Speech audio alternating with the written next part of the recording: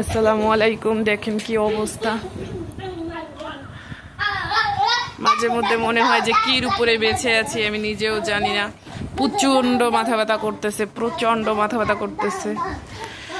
এই খাটটার উপরে কি বসে থাকা সম্ভব? এভাবে যদি লাফালাফি করে দুইটা ছেলে। একটুনি শুইছিলাম আমি, আমার প্রচুর মাথা ব্যথা করতেছে, তাই একটু শুইছি। 5-10 মিনিট একটু চুপ করে থাকি, তার কোনো সুযোগ নাই। এমন লাপালাপি শুরু করছে, শরীরের উপর ওভাবে ঠাস ঠাস করে পড়ে। তারপরে আমি উঠে বসে থাকতে বাধ্য হয়েছি। মাথাটা প্রচণ্ড ব্যথা করতেছে, মনে হচ্ছে মাথাটা ছিঁড়ে যাচ্ছে। কিন্তু এদের লাফালাপির অবস্থায় আমি টিকে থাকতে পারতেছিলাম না।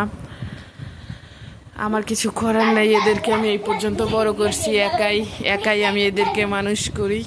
তো এদেরকে কারো কাছে রেখে যে 5-10 মিনিট আমি রেস্ট করবো, সেই সুযোগটা নাই আমার।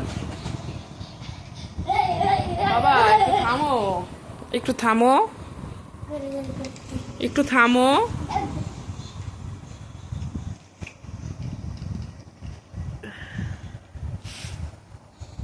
তারপরেও দিন শেষে যতই অসুস্থ থাকি, তারপরেও আলহামদুলিল্লাহ বলবো।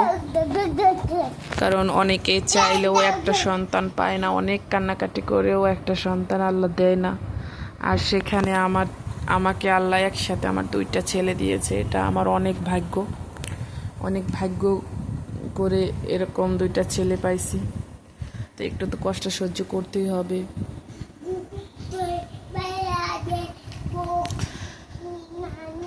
তো সবাই ভালো থাকবেন। ভিডিওটা কেমন লাগছে অবশ্যই কমেন্ট করে জানাবেন। ভিডিওটি ভালো লাগলে আমার চ্যানেলটি সাবস্ক্রাইব করে রাখবেন, পাশে থাকা বেল আইকনটি অল করে রাখবেন, যাতে করে আমি নতুন করে কোনো ভিডিও আপলোড করলে সাথে সাথে আপনাদের কাছে নোটিফিকেশন চলে যায়। আর প্লিজ ভিডিওটা একটু লাইক করে দেবেন। তো সবাই ভালো থাকেন, আল্লাহ হাফেজ।